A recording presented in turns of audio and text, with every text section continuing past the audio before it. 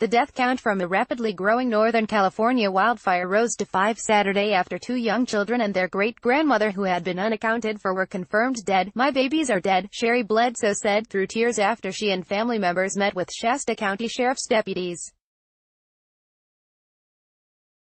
Bledsoe's 2 children, James Roberts 5, and Emily Roberts 4, were stranded with her grandmother Melody Bledsoe, 70, when fire swept through the rural area where they were staying Thursday.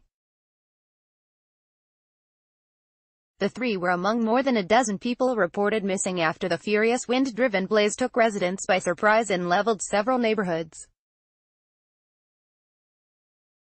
Don Smith, an 81-year-old bulldozer operator from Pollock Pines, was killed when he was overtaken by the blaze while helping to clear vegetation in the wildfire's path. Redding Fire Inspector Jeremy Stoke was also killed fighting the blaze that started Monday, while another firefighter died while battling a different fire near Yosemite National Park in the eastern part of the state on July 14. CBC News. The so-called car fire sparked Monday by a vehicle in Forested Hills grew overnight to 328 square kilometers. It pushed southwest of Redding, about 402 kilometers north of San Francisco and the largest city in the region with about 92,000 residents, toward tiny communities of Ono, Igo and Gas Point. Shasta County Sheriff Tom Basenko said he expects to find several of those people alive and just out of touch with loved ones. Officers have gone to homes of several people reported missing and found that cars were gone, a strong indication they fled.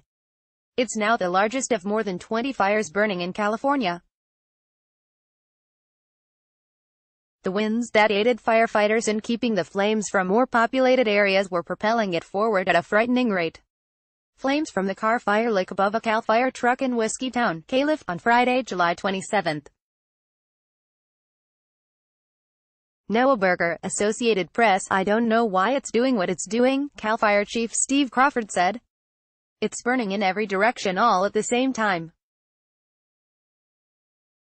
It's burning as if it's got strong wind on it even when there's no wind." The latest tally of 500 destroyed structures was sure to rise. A count by the Associated Press found more than 300 homes destroyed. About 38,000 people are under evacuation orders, 5,000 homes are threatened and the fire was just 5% contained. Trump issues emergency declaration for states. President Donald Trump issued an emergency declaration for California on Saturday, allowing counties affected by wildfires to receive federal assistance. In a statement, the White House said the declaration will open up the availability of necessary equipment and resources from the Federal Emergency Management Agency FEMA. Meanwhile, about 200 kilometers southwest of Redding, 2 blazes prompted mandatory evacuations in Mendocino County.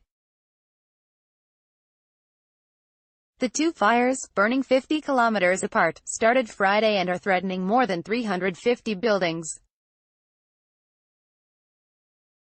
The Mendocino County Sheriff's Office ordered evacuations for people living in an area of Ukiah north of Highway 175. Residents in neighboring Benmore Valley were also told to leave Saturday. CAL FIRE officials said more than 10,000 firefighters were on the line, making progress on 14 large wildfires across California. A woman surveys damage to her grandmother's house after the so-called car fire burned through Redding on Friday. Officials say the extremely erratic wildfire in and around the city of Redding is growing rapidly, threatening thousands of homes and buildings. Noah Berger, Associated Press. Big fires also continued to burn outside Yosemite National Park and in the San Jacinto Mountains east of Los Angeles near Palm Springs. As of Saturday afternoon, those fires had burned nearly 260 square kilometers. Yosemite Valley remained closed to visitors and won't reopen until Friday.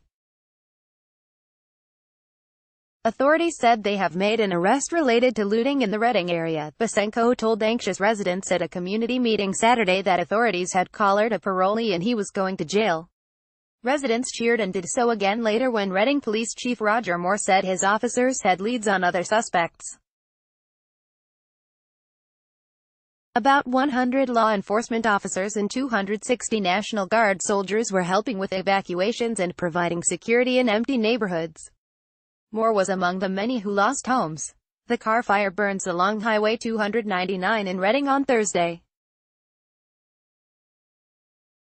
Noah Berger, Associated Press. Greg and Terry Hill evacuated their Reading home of 18 years Thursday night with little more than medications, photo albums, clothes and firearms, assuming they'd be back home in a few days. They returned Friday to find little more than ash. "It's pretty emotional," Terry Hill said. "But we'll make new memories and get new stuff.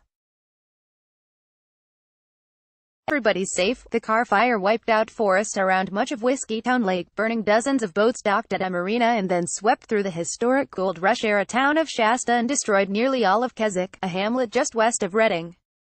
The fire blew across the Sacramento River and burned the path to the property where Melody Bledsoe was living with her great-grandchildren. A firefighter works to battle the deadly car fire at a home in Reading, Calif, on Thursday. Daniel Kim, the Sacramento Bee Associated Press. Bledsoe's husband, Ed, who had the couple's only car, had gone to buy supplies before any evacuation order was issued, family members said. His great-grandson phoned him at the store to say the flames were approaching and "we need your help," according to Jason Decker, who is dating one of Bledsoe's granddaughters. Bledsoe rushed home, but was turned back by police because the fire was raging.